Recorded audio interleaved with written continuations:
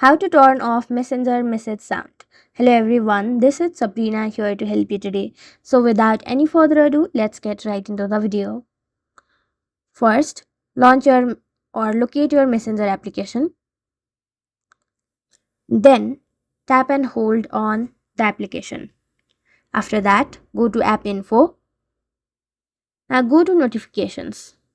Now select deliver quietly. Instead of allow sound and vibration, select deliver quietly, and then you will not get any kind of notification sound on your Messenger application. You can, if you do not want to show any kind of notification, you can toggle this button and all kind of notification from your Messenger app will be disabled. So that's how you do it. Thank you for watching this video. Make sure to like, share and subscribe to our YouTube channel.